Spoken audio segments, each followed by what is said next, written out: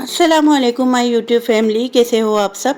I hope आप सब खैरियत से होंगे और अल्हम्दुलिल्लाह आप सबकी दुआओं से मैं भी बिल्कुल खैरियत से हूँ। तो भाई आज का व्लॉग मैंने दोपहर से स्टार्ट कर दिया है। मेरी हेल्पर आ चुकी है, उसके साथ मिलके जो है वो मैं घर की क्लीनिंग कर रही हूँ। ज़ाहिर है हेल्पर आती है तो सारा काम उस पर तो नहीं छोड़ा जा सकता ना, हमें भी लगना होता है साथ साथ। और जो है ये जब तक झाड़ू देती है मैं साथ साथ जो है सारे घर की डस्टिंग कर लेती हूँ। फर्नीचर पे जो भी कपड़ा वगैरह मारना है वो सब, बेडशीट बिछाना, कुशन कवर, ये सब कुछ सेट करना, तो ये सारे काम जो है वो मैं करती हूँ और ये जो है साथ साथ झाड़ू पोछा करती हैं। अच्छा, ऐसा नहीं होता कि बहुत से लोग समझते हैं भाई इनके घर तो मासी आती है तो वो सारा काम कर लेती होगी। ऐसा बिल्कुल भी नहीं होता, उसके साथ बराबर से काम करना पड़ता है, साथ लगना पड़ता है। और जिस तरीके से हम अपने घर की सफाई कर सकते हैं ना, जिस तरीके से हम अपने घर को एकदम नीट एंड क्लीन कर सकते हैं, ऐसा कोई हेल्पर नहीं कर सकती। कोई भी हेल्पर, भले आप 2-4 कितनी भी हेल्पर लगा लें, जो काम आप अपने हाथों से करते हैं, अपने सामने खड़े होकर करवाते हैं, तो वो हेल्पर नहीं कर सकती। इसमें जो है ना वो हेल्पर का भी कोई कसूर नहीं होता।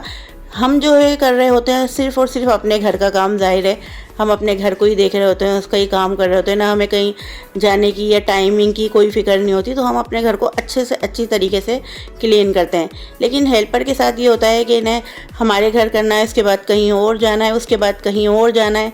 और वो अगर इस तरह करेंगी जिस तरह हम अपने घर की सफाई वगैरह करते हैं, तो फिर एक ही जगह की होकर रह जाएंगी, फिर वो और जगहों पर नहीं कर पाएंगी।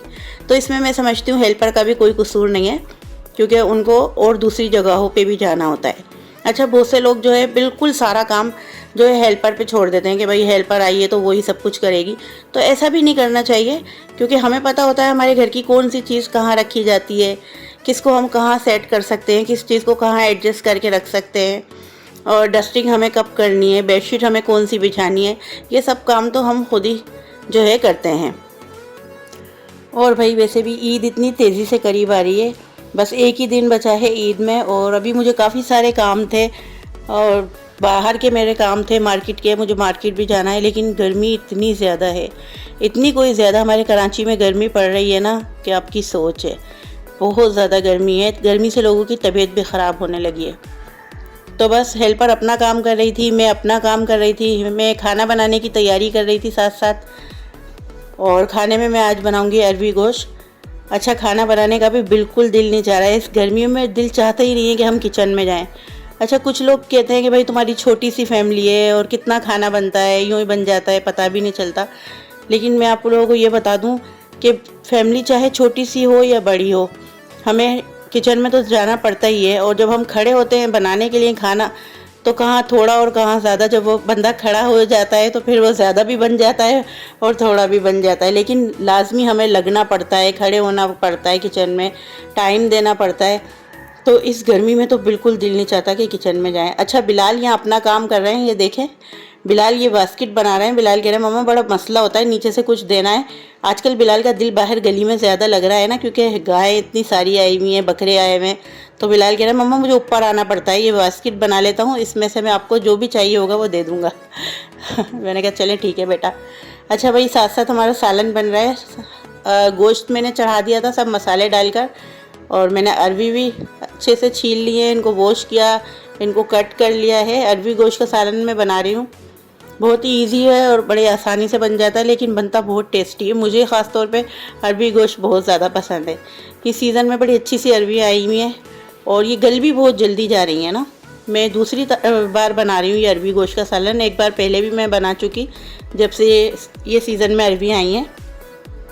मैंने सिंपल गोश्त को चढ़ा दिया था सब मसाले डालकर, और जब वो भुना, अच्छे से उसकी भुनाई की, टमाटर वगैरह डालकर, और ऑयल जब बिल्कुल सेपरेट हो गया तो मैंने इसमें अरबी शामिल कर दी। अरबियों को थोड़ा सा भुना, उसके बाद शोरबा डाल दिया है। अब हम देखते हैं गोश्त की क्या कंडीशन है। तो अच्छी तरह से पक चुका है, गोश्त भी हमारा अच्छे से गल चुका था। अरबी भी मैंने चेक कर ली थी, वो भी अच्छी तरह से गल चुकी थी। अब ऊपर से हरा धनिया और गरम मसाला वगैरह डाल दूँगी मैं, और सालन हमारा तैयार हो जाएगा। और फिर मुझे जाना है बाहर। बाहर कहाँ जाना है? अपने हस्बैंड के साथ मुझे मार्केट जाना है। और मैंने उनसे कहा भाई खाना खा के मुझे लेकर चलें मार्केट, क्योंकि क्या है था, छोटे मोटे काम रह गए थे मेरे। दुपट्टों पे मुझे लेसिस अटैच करवानी थी, कुछ दुपट्टे पे पिको करवानी थी, और भी कुछ छोटे मोटे काम थे। तो मैं, हस्बैंड और बिलाल हम आ गए हैं। बिलाल ने ये वीडियो रिकॉर्ड की है बाहर की।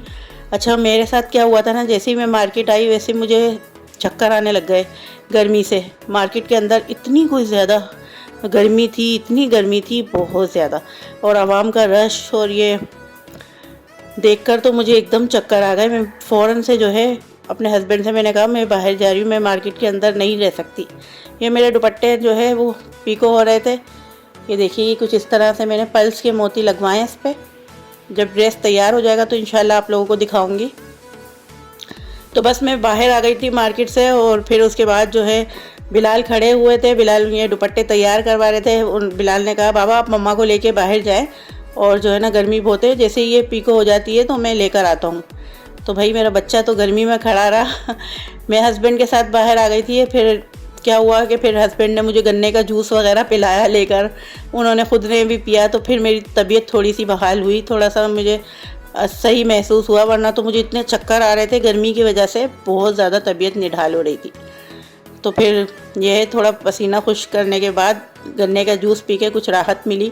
और जब हम घर वापस आ रहे थे तो हमारे घर के कुछ ही दूरी पे ये इतने खूबसूरत जानवर लाए गए हैं, बहुत प्यारे प्यारे माशाल्लाह से, और इतनी अच्छी सजावट की गई है, इनको इतना अच्छा सजाया गया है, इतनी अच्छी इनको ज्वेलरी पहनाई गई है, मुझे बहुत अच्छे लगे। बिलाल ने वीडियो रिकॉर्ड कर ली थी, मम्मा आप भी अपने सब्सक्राइबर को दिखाइएगा कि हमारे इलाके में कितने खूबसूरत जानवर आए। माशाल्लाह बहुत प्यारे थे। हमारे इलाके में नहीं, थोड़ा हमारे घर से दूर है, वापसी मार्केट से वापसी पे हमने देखे थे। आप भी देखिए कितने प्यारे और कितने हेवी जानवर है। बस 1-2 दिन की रौनक और बाकी है, फिर वही सब अपने अपने घरों में सन्नाटे हो जाएंगे। अभी तो इतनी रौनक है माशाल्लाह, गली मोहल्लों में इतना ज़्यादा आवाम का रश है, बच्चों का इतना रश है।